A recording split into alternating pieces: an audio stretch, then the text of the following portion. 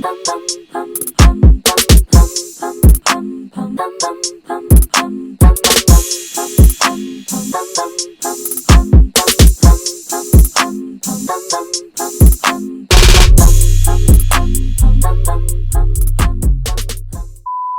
right, so hey y'all.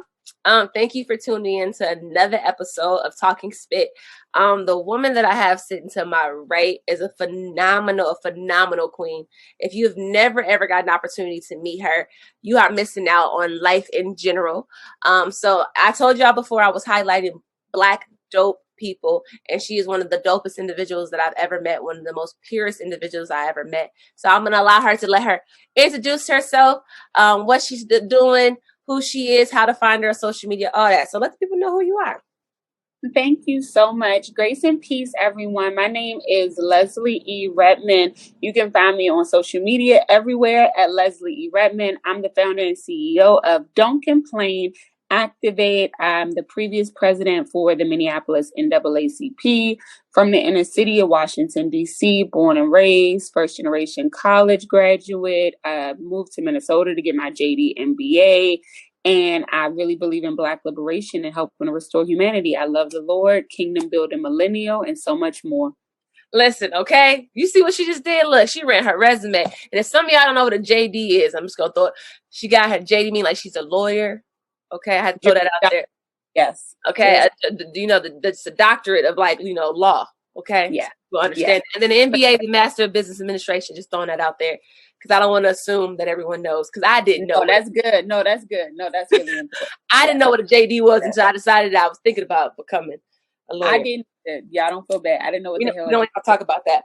But knowing that, for one, you just read off your resume. And when I think about you, I think about an activist. So what inspires you to be able to push this mission and become an activist in the way that you do it now? You know, I really look at myself as a truth teller and someone who's very anti-injustice. And I've been like that since, my mother tell you, since I was about 2. 2 was when I started Head Start. That was when I started running my mouth. And usually when I run my mouth, it's against injustice. And I think growing up in the inner city of DC, I just saw a lot of injustice. I hated the racism, the sexism, all things that was going on. And just I have a moral compass inside that just tells me when things are wrong. And so in 4th grade, one of my favorite cousins used to always get incarcerated, Kevin. And I asked my big mom, I said, Big Mom, who decides if Kevin goes to jail or not? And she said, the judge. And so I said, okay, well, I'm going to be a judge because it's not right for him to keep going to jail. And, you know, at that time, I think as a young Black girl in the inner city, we didn't see as many Black people as judges and lawyers, right? But we were constantly being put in this criminal system. I won't even say criminal justice because it's the opposite from justice. And so I often tell people, inner city people, we are extremely intelligent and insightful. And even though we don't know the vernacular to use always, like gentrification and war on drugs, we know what it is because we've been displaced long before I knew what gentrification was and Black people being moved and pushed out of their communities. I saw what it was like for us to be moved and pushed out of our communities. Before we learned about the war on drugs and the mass incarceration of Black people, we lived the war on drugs and the mass incarceration on Black people. And so one of the things I look at myself at is like a translator and helping people to realize that we are the experts. We know our lived experience. And so I'm just always like a champion of the underdog, always trying to activate. And that's what led my journey to becoming a lawyer. But I've realized that I don't want to become a judge for the United States of America. I look at myself as more like a judge, like in the book, in the Bible, like Deborah. I meant to say like the book of Judges for Deborah. I think I'm more like Deborah and helping to really build up God's kingdom and direct us in the right way. And I think I have good discernment. And my first protest was about 12 or like 11 years ago. Wow. And yeah, I was probably 2009. Yeah, I'll be 29 this year. So that was a long time ago. And I was advocating against the education system. And so, yeah, that's kind of where it started. Yeah, listen, she said 11 years ago she was protesting, y'all. So she's been about this. I'm not new to this. I'm new to this. Exactly. Okay, because 11 years ago, I was going to college trying to figure out what I wanted to do. in life. I was creating no change. I was trying to change my area code by moving away from my family. That's Well, I did that in 2010. That's exactly when I moved to Miami. So I'm with you. absolutely okay. But okay, so knowing that you have done all these things, you said you wanted to fight for the underdog, right? You all about the underdog. You said something on your Facebook that resonated with me, and I really wanted you to kind of go in a little bit more in depth on it. So I'm gonna read your quote. You said, "Black America is not okay. Black America is still enslaved." What does that mean? Like, can you explain to me, like, explain to the people what that meant to you when you were, what were you thinking when you put that out on Facebook? 100%. I'm so glad you captured that because that was a good quote, if I may say myself. That's the Aries coming out of me. So Black people are still enslaved on American soil. I always say that, right? The 13th Amendment theoretically abolished slavery, except for it created a caveat and said, except if you're duly convicted of a crime. So the 13th Amendment abolished slavery and said, we are no longer going to have slavery or involuntary servitude. But then they said, except, that's what the caveat is, except if you're duly convicted of a crime. And then we see a mass incarceration of those same people, which to me is not a coincidence. I don't believe in coincidences. Some people call me conspiracy theorist. I think I'm a realist, Yep. and I like to call a spade a spade. And a lot of the time we don't like to do that in America. And so for me, it's hard work to like, and it's traumatizing work to really see that we live in a nation that has oppressed us and continues to oppress us. And there are not that many people that focus their attention on these issues. So yeah, that's what I meant by it. You know what's crazy? When I watched the 13th, because Mm-hmm. I before I ever wanted to do this, I was into politics and understanding policy, and then I realized how corrupt it was. I wish I still kept my political science degree. I really did, because I think that I would have been able to impact my community in a better way. I'd be able to understand it just a little bit more, but I stopped it. But it's really funny that you say that, because that's my same opinion. I feel that they will get rid of a policy or abolish a law and put another law in, but it's just like taking a highlighter and writing over something or whitening it out, but you can still see it. It's the exact same thing. As much as you want to say that we are free here, there's laws and there's policies that say the complete opposite. And so I wanted to see if that's exactly what you were thinking, because that's how I felt. I'm like, absolutely. If you look at how many people are incarcerated, what do they look like? What's the percentage? How do we make up 15% of the population Right. states? We make up Right. 80% of the jails. That doesn't make any sense to me if you think about that. So I'm happy that you had that same. I was like, I wonder if she was thinking the same thing I was thinking, because they're literally. And don't worry that you didn't get a political science degree. I studied political science, but I am one who believes Black people, we don't even need these degrees. Like, we have a PhD in being Black in America and white supremacy. And so I really want to urge people, right, while I have these degrees and I'm not anti anybody going to school, but I don't think it's necessary, right? Like, one of the reasons that I think I have a lot of these things and God has allowed me to be in these positions is to just be able to denounce a lot of these theories that we have to get degrees. My big mom didn't have no degree. She only had like a 7th, 8th grade education. Oh, wow. Best people I ever met from One South of the Carolina. wisest people.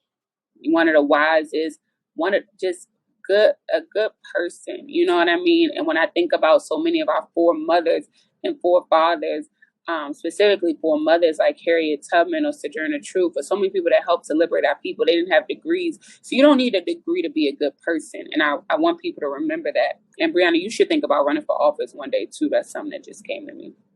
I know, man. People keep. Someone told me that. You're not the first. Someone said, Brianna, like, you have to understand, you have so many life experiences, like from how I was raised. And I'm so happy you tapped in that, because that's going to be your quote for this episode, is that you don't need education, in a sense, a formal education, to be a good person. You can create change with all the experiences that you just naturally went through. Because a lot of times, I think people who have degrees, sometimes if they didn't go through life in the way that we have, I don't think they would appreciate what it's like to even obtain those things. They don't know how to apply them to their community. Like, I lived in my community. I embody my community. And so having this formal education gives me this, like, you know what? I can see y'all don't need this, but we need these experiences that college may provide, or maybe traveling the country may provide. And what it is, I would say the quote is, you don't need degrees to be a good person and to change or activate your community, right? Because I do believe that education is important, but I think to your point, education is broader than these institutions that we think we have to go to be educated. I think life gives us education, right? Reading gives us education. There's a lot of ways that you can educate yourself. And again, I'm not against the formal institutions because I do believe that you get a lot from it, right? Like, I definitely have grown as a person and challenged your way of thinking. It gives you discipline. It gives you structure. I think that it's phenomenal and I think that it's great. But I also know so many people who have educated themselves through other methods. And so I just want to put that out there. Absolutely. And I 100% agree. 100% agree. College taught me a lot. My research skills with researching you for this interview is what college taught me, just being honest. And so I'm not going. So, right, it's Black History Month, of course. When this episode airs, it will be. What does Black history mean to you? So when I think about Black history, I think about Carter G. Woodson, the creator of Black History Week that then became Black History Month. And one of the things that he said was that he wanted us to actually talk about like modern history of like what we had done throughout the year. And he also said that he hoped that one day it wouldn't even need to exist because we had come to such a place where we recognize the accomplishments of Black people and our contributions to this nation and would overcome, for lack of a better term. And so I don't think that we talk enough about what we've accomplished just this year. Like for me, you know, I think about Black excellence as being a continuation of being excellent. It's not like just a one moment. I've had a lot of moments, but beyond moments, it's a movement. And it's like consistently dedicating your life to this. And what I hope people that see this will think about is how are you 365 days of a year dedicating yourself to Black liberation? And you don't have to be a Black person to dedicate yourself to Black liberation, because I think what I know, white supremacy is not something that Black people created, and it's not something that we solely should be responsible for dismantling. And so this is something that we all have to take on. And for me, Black history is an opportunity to really celebrate Black people in a way that we don't celebrate them. Unfortunately, 365 days, but for everybody to kind of acknowledge that Black history is American history, and this is something that belongs to all of us. Come on, talk about it. Black history is American history. I learned that in college when my professor gave me a list of things that I couldn't do. He gave us a list of things. There's a list of 25 things. You had to go to your house or your apartment, whatever, and you couldn't do these things for an hour. And he's like, write your experience. And he just gave us a list of things we couldn't do. Came to class and he had a list, that same list with names. He said, what was your experience? I was like, man, I was just standing. I couldn't sit on my chair. I couldn't go to my refrigerator. I couldn't ride the elevator. I was mad because I stayed on the 5th floor. And I was like, why? Those were all Black inventors. There was a white man. He was about in his 80s. And he taught me about my history. It was my freshman year. And I had no idea the impact that we have on America. I literally was standing in my room like, love that. It was the dopest experience I've ever had. I was like, and this is the 80-year-old white man. And he was like, what was you guys' experience? That's good. I be telling people, oh, your skin folk ain't your kinfolk. And just because they ain't got the same skin as you don't mean they ain't your folks. Listen, okay? So also I seen something on your Facebook and I wanted to know, you know, the inauguration was, I just learned how to say the inauguration like 6 years ago. The inauguration was yesterday. And President Barack Obama was looking so nice, him and Lady Michelle. And I know that you got to meet him. What was that like when you met President Obama? What was it like? It's funny because when you said inauguration, I thought about the only inauguration I've ever been to, which was 2009 when President Barack was first being sworn into office. And in 2012 was when I actually had an opportunity to sit down with him and lunch. So I was a junior in college and he was running for re-election. And so again, I didn't just start working on voter activation. This has been something that I've been very passionate about because, again, like my ancestors come from the South and I know how much our rights are violated. And I was in Florida at the time. And so it was really important for me to help activate the vote. And then from that, God really just blessed me with the opportunity. He wanted to have lunch with some college students, and he was speaking at the University of Miami. So they were kind of picking all University of Miami students. I don't know how I got thrown in it, but President Barack Obama, myself, and two white University of Miami students had lunch. And it was very intimate. It was very humbling. And one of the I say two of the big takeaway. Michelle Obama said something back in 2012 that she actually repeated this past year, which I thought was interesting. At the DNC convention, she said, becoming president doesn't change who you are. It just reveals the real you. Mm. And I had asked him about like, how has he been able to stay true to his roots, but also the lived experience of everyday Americans when he hasn't been an everyday American in quite a while. You know, even before he was president, he was a senator. Even before he was a senator, he went to Harvard. Like most of us not doing none of that, right? None of that. And so how is he so compassionate? And you said, you know, it's really connecting to the people that he's been connected to. Michelle mom still own her house in Chicago. He still staying in touch with his roots, which I can recognize because going back to DC always is very humbling for me. And remembering where you come from and the people who have impacted you, right? I think those people help you to keep a level head. And I'm sure Michelle helps him to keep a level head. And then I had mentioned to him, obviously, about me wanting to go to law school and becoming a judge and all of that good stuff. And I said, one of my things is I don't think in America we should be so policy oriented, or not policies, but party oriented. If I'm a Democrat, I shouldn't hate everything the Republicans say. Or if I'm a Republican, I shouldn't be against everything the Democrats say. It should really be about what's for the betterment of Americans as a whole, beyond that, humanity as a whole. And he was like, yeah, Leslie, you're going to make a great judge one day. I said, period. Amen. Okay. Period. So, okay. Period. Look, period. President Obama. Look, you rock now. And that's just that on that. And so no, it was very good. And one of the things I loved about him was that he's super humble. He's super easy to talk to. He didn't use one word that I didn't understand. And that's why I appreciate you breaking down JD, because I know sometimes we can just get in our own brains. Like if people know me, you know, I'm super simple. I'm still like Cardi say, a regular girl from okay. So I really always try to remember that myself. Is like sometimes you sit with people who not even as smart and try to use a word that they just learned in the dictionary and they don't even know what they're talking about. And here you have President Barack, who really reminds you of like a real professor, like you used to teach. So he really reminds you like a real professor that's just trying to build with you and help you and not look down on you. And I love that. Man, that sounds like a dope experience. Yeah, man, I seen that picture and I was cracking up. I said, "Look at Leslie with her little hair, her little I go under."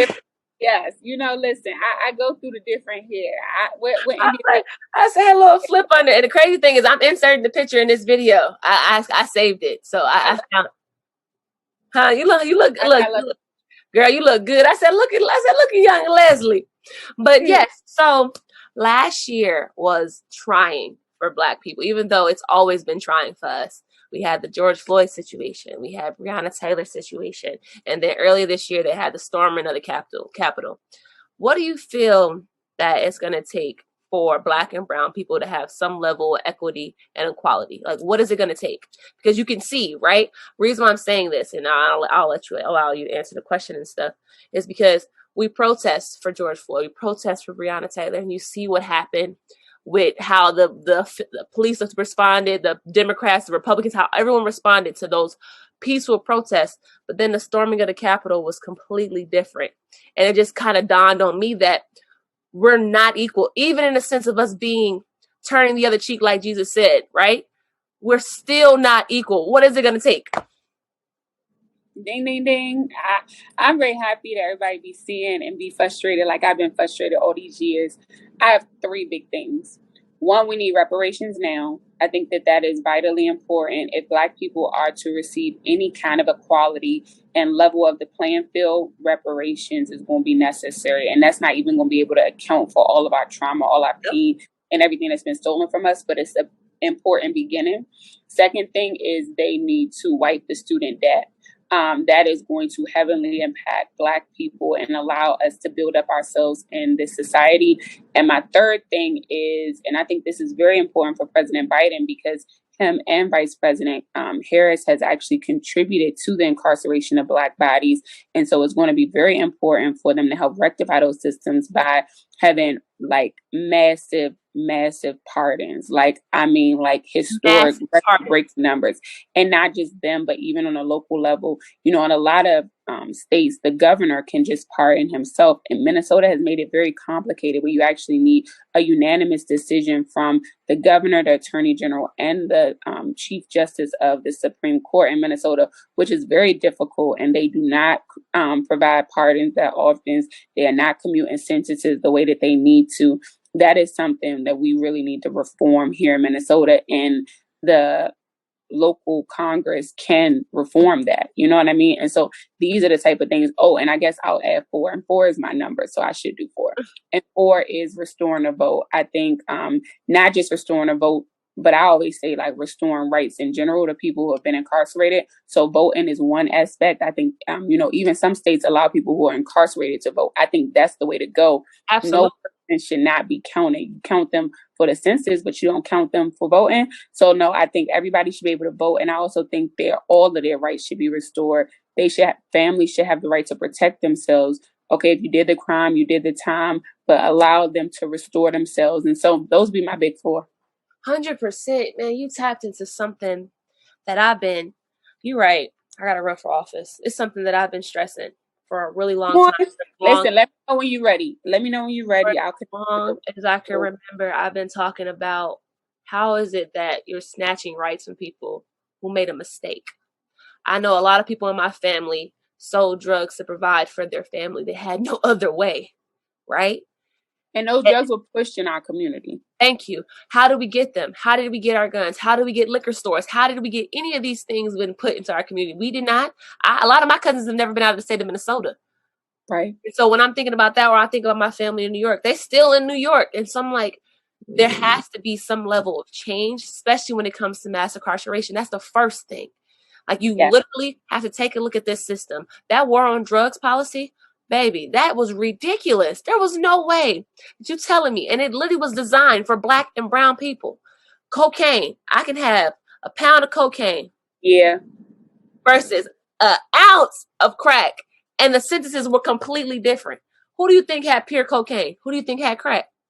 100%. And so I'm happy you said that. So absolutely. 100%. And I would urge people, y'all should check out Michelle Alexander New Jim Crow.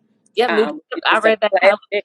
Yeah, it's a classic and it's so necessary. See, you read it before I read it because I read it my first year in law school.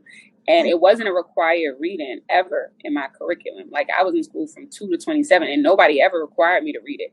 I just read it and I'm glad I read it. Like it was really good. I've actually read it twice. I read it in college and I read it on my own again. Because I read it, of course, I read it in college, I had to write a paper on it, but I read it again just to kind of get an idea. It's when the 13th came out, they mentioned Michelle. She was doing an interview. I was like, I got to read it again. Yeah. And so that's why I read it again. So now, you know, DCA, what inspired Don't Complain, Activate? Yes, I was looking to see. I got a hat somewhere around here. That's why I got my sweater before. I was like, I need to put it on. It's okay. I'm gonna wear it in one of my other episodes. Don't worry, I got you. Thank you. Don't Complain, Activate, and thank you for support. And you all can go support at leslieredmond.com/shop-DCA. We have a clothing line, which I'm really excited about. Don't Complain, Activate. It's really dope. My vision would be to see everybody in Minnesota with Don't Complain, Activate on, and then obviously over the nation. I would love to. But the idea is that you don't have to be President Barack Obama or Beyonce in order to activate your community, right? It's everyday people that are and that are going to change the world. Whether you're a mom or a dad, an artist, entrepreneur, teacher, activist, and lawyers such as myself, there are so many ways to activate. And it's really embracing that and acknowledging that we're all in it together. Dr. Betty Shabazz, the wife of Malcolm X, once said, find the good and praise it. And that's what Don't Complain, Activate is all about. Don't complain, activate. I had to show you that because that was the quote that I was going to use for your episode. I put it on my thing. When I seen that, I was like, wow, that find the good and praise it. I was like, wow, that is so cool, but so powerful. Yep, and that's funny. That's why I had to show y'all. I do my research. Okay, I'm letting y'all know. I do my research. But no, when I seen you put that, I was like, yo, that's powerful. That has to be. That's your quote. That's gonna go when I do your pictures. Once you send me your lovely pictures, whatever hairstyle you choose, by the way. But when you say, right, you don't have to be Beyonce, you don't have to be Barack. how do we as a community become activators? Like, what would that look like, right? Me, I'm using my platform. I feel that this is something that I'm doing. I'm trying to give. This is a form of activation, 100%. Like, what I try to explain to people is, because people see me speaking in front of big crowds and, doing things that seem quote unquote big, but it's everyday people doing the work. My mother is an activator, raising 4 kids really by yourself. Obviously it's a village. So I don't really like the whole single mom, but the reality is are single moms, but we also recognize so many people are contributing. And my father's been in my life. He wasn't in the house, but he was in my life my entire life and has played a huge role. And I really appreciate him. But nevertheless, my mother was a single mom and raising 4 kids. That's a form of activation. I wouldn't be who I am today, but for the sacrifices and love that my mom poured into me, and my dad and my big mom, so many people have poured into me in life. I think about people going to school board meetings. That's a huge form of activation. Absolutely. Going to meetings. I just gave you all like big 4 policy items that I would really like to see pushed and passed. Anybody can help champion those issues. One of the reasons why poor people and people of color and Black people are in our position is because we don't have as many resources and we don't have lobbyists and people advocating on our behalf, which is why I use a lot of my time, energy, and resources fighting a good fight, right? Like, a lot of the work that I do, I don't get compensated for it. I didn't get paid for being a president of Minneapolis NAACP. Right now, I'm working on an innocence case. I'm not getting paid for that. I didn't get paid to work on my Burrell case. I don't get paid for a lot of the stuff I do. And what Black people have to realize is we got to go back to the village mentality. And yes, we need to charge and tax everybody else, but that doesn't mean we charge and tax each other to the point where we starving. But if you can afford, you should pay. Like, I really am big on supporting Black businesses. Absolutely. Businesses, but when you see that a Black person is struggling and in need of help, we should support them. You know what I mean? We have to stop hurting ourselves. We got to stop brutalizing ourselves. We got to stop killing ourselves, but not in a respectability politics way. Mm-hmm. And when I say respectability politics, I'm not saying that we should look down on Black men or Black women in the inner city that are fighting each other and killing each other and act as if it's just their fault. It's what Brianna was saying earlier about this is a systemic issue and this is white supremacy. And really it's a result of the hardship that we've been facing. Absolutely. That Absolutely. Really have a direct correlation or direct relationship with whiteness and the position that they put us in, right? If people didn't grow up in their situations and in poverty and in school systems that taught them to hate themselves and in a society that taught them to hate themselves, they wouldn't hate their brothers and sisters. Yep, absolutely. Right. Well, there's something that I watched in my doctoral program. They were talking about the effects of poverty. That was the definition of the seminar we were doing. They showed 2 similar rats. They did a study on these rats. They provided one rat with unlimited resources. The rat always had food, always had water, everything the rat needed, always had access to go on its hamster wheel, but it deprived the other rat. But they could still see each other, so they were separated by a glass. They could still see this other rat. The other rat, they only had scheduled food. They may not give them food when they're supposed to need it. And so what happened was, when they let these rats join each other, the rat that was deprived tried to kill the other rat. I'm going to let that simmer in y'all spirit. That's all I'm going to say. That's it. That's all. That's the effects of poverty. That's so deep. When I tell you that our oppressors, grew in very oppressive environments like that, mountains, while we were building pyramids in Africa, right? That's exactly the same thing. I think about the effects of having to kill to eat versus being able to pick fruit and live and not be sun deprived. It's funny because even I was just talking to the brother that I'm working with to help get him innocent. And he was saying that they were saying that he, was deprived of vitamin D. And she was like, when was the last time you've been outside? And, Black people in general, being in America, we all are kind of deprived. Yeah. But imagine being in prison where they really don't, allow you to go out as much and you are in yourself for so many hours of a day. Is create you can't have sex. You're stuck inside, and they're trying to break these men and women, right? And And who's advocating for them? No, people don't advocate for the conditions of people that are incarcerated. They move them out of our community for a reason, right? And then they just throw them back in our community. And then the community treats them worse than we treat Black people. And you can't go so much worse than treating Black people in America. But they're like the new white and Black is like non-criminal criminal, right? And I just want to put that on people's mind. And thank you for that example, because that was powerful. Man, I'm telling you, I left that class like this. Okay, noted, got it. That's all I needed to see. He didn't even elaborate. He was like, I'm just gonna let you could just see what happened. I was like, wow. But what you said when it comes to the people who are incarcerated, my brother's been in and out of prison for the last 17 years. Actually, longer than that, because what?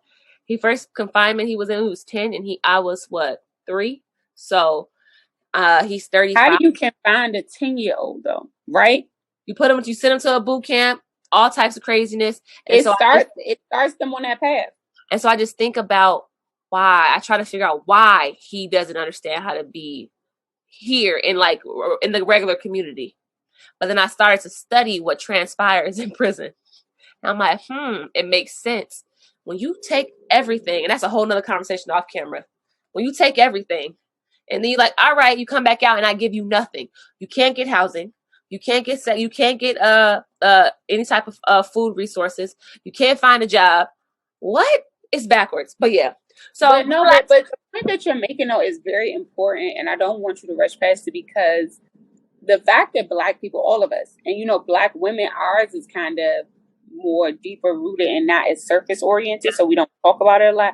But the fact that we are even sane is a miracle.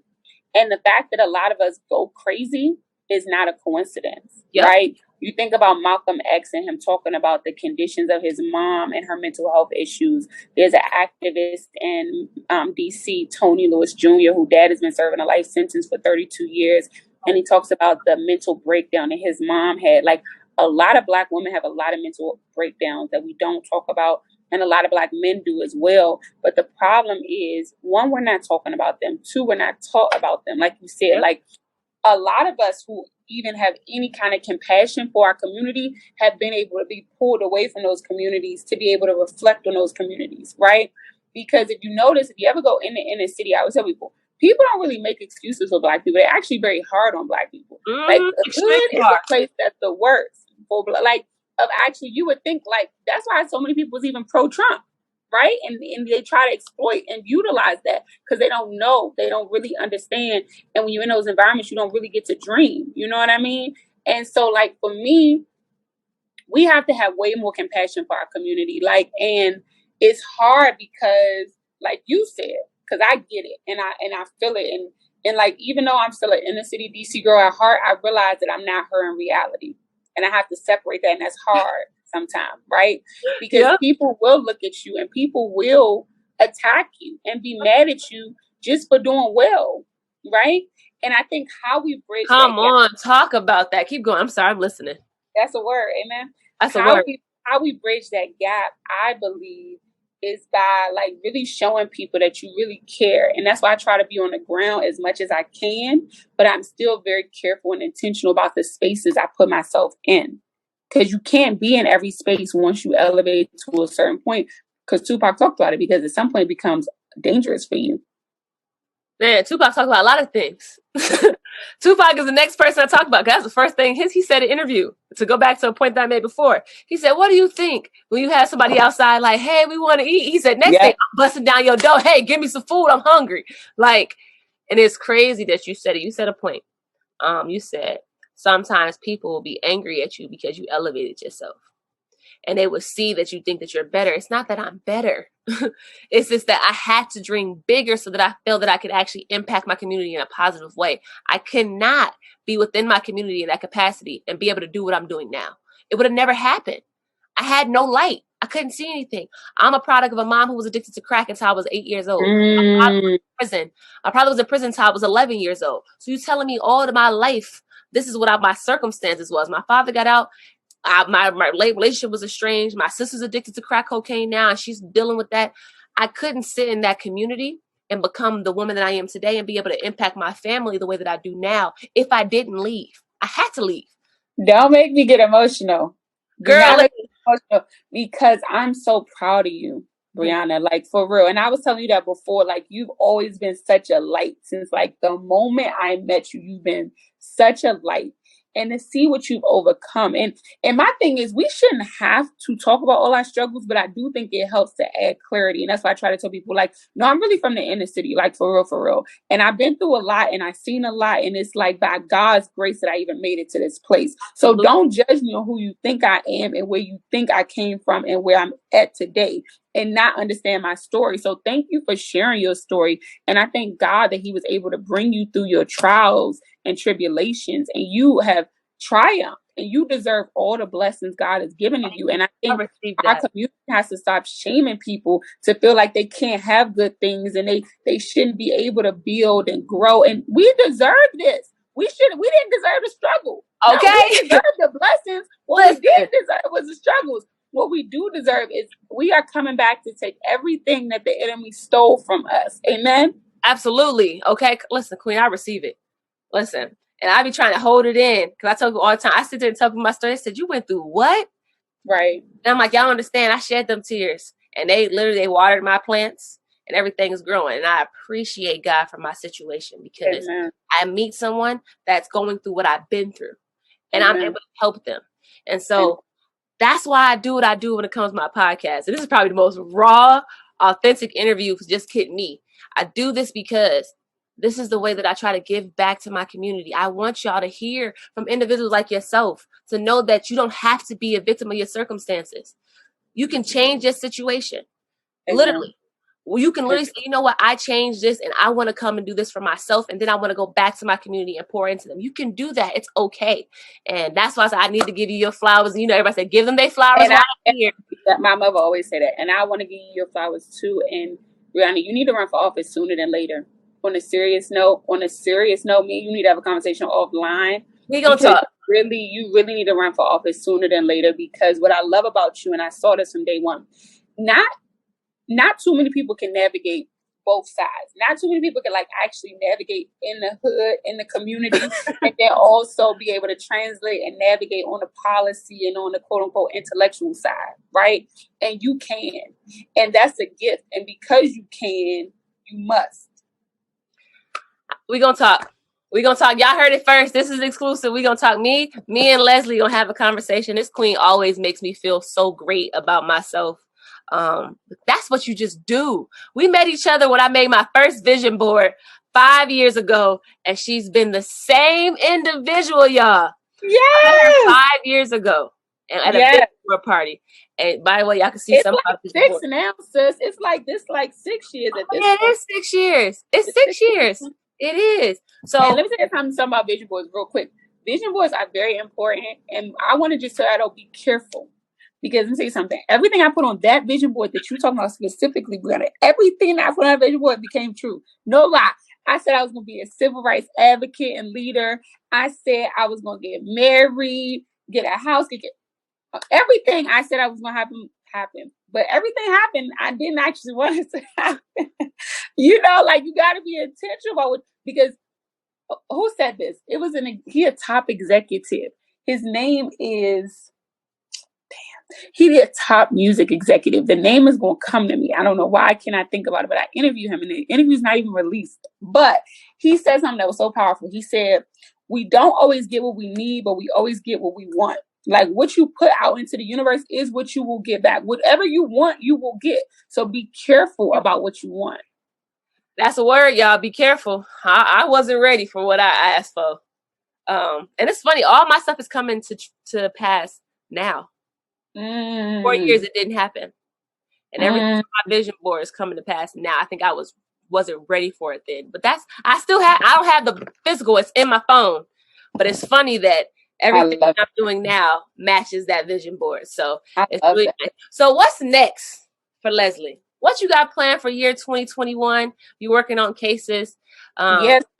So still Don't Complain Activate. Y'all go purchase them. Don't Complain Activate. It's gonna be in the description about y'all have the link. Perfect. I'll put it in there. Perfect. So yeah, make sure y'all cop Don't Complain Activate. I'm working on a planner for Don't Complain Activate, to be intentional because, I know manifesting now is becoming too catchy and trendy. Manifestation. But I really did manifest my life, and I really was intentional, right? From like that little 14-year-old girl in the inner city. And, when we talk about people not thinking, like me and a lot of people in my high school had issues because they was like, why do you think so much of yourself? Like, why you think you want to make it out of the city pretty much? And I'm like, because I am. And it's sad that you don't think you are, but that's a personal problem, and keep it to yourself. Don't bring it over here. Okay. Amen. So I do want to write a plan about being intentional and to help you all to get out your goals and make sure that you're being intentional. I'm working on a book called Don't Complain Activate as well. Come on. There's so many chapters that's obviously being added because of so much activation that has happened so much. Helping get Mayan out was really big, and I'm really helping on my second innocence case right now. I'm also going to be on the Conviction Integrity Unit Advisory Board that we really for. And after I get this brother out, God willing, within like the next 2 to 3 months, once I get this brother out, I want to help a Black woman to get out because, we don't focus as much on Black women.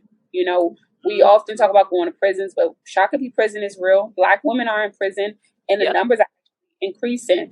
And so for me, I want to make sure I focus in on a Black woman next. And even Black women and girls are just a big priority. And God has really put them in my heart in the future in general about protecting them, uplifting them before Brianna Taylor. And I was so thankful to collab with my sister, Tamika D. Mallory, who I'm actually going to be interviewing.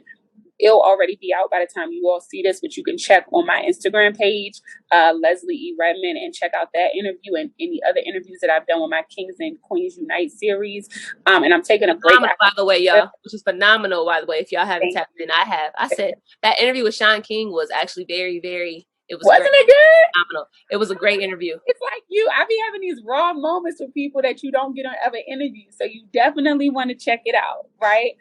So I'll be working on innocence cases, but really, I'm just letting God lead me. He's told me that it's okay to take care of yourself in a process. Dr. Joy Lewis says you don't have to be a raggedy revolutionary. And so I'm really working on, that's good, right? I'm really working on taking better care of myself, more seeing myself as more advisory positions of like helping use my intellect and my insight and giving wisdom to whether that's CEOs or Black women or young people or, whoever God sends. But there's a lot cooking up and I'm excited. But next time I talk, like in 2 years, I would love to be married. So she will be, y'all. This interview is never going away. It's going to always be on my platform, y'all. So she's going to be married in 2 years. I'm listening. What else? Yeah. So let's even say by 2022. So like by the end of next year, like married, like a child, a best-selling novel, Don't Complain Activate. Hey, New York bestsellers. Amen. Teach a class at Harvard. Come on, sis.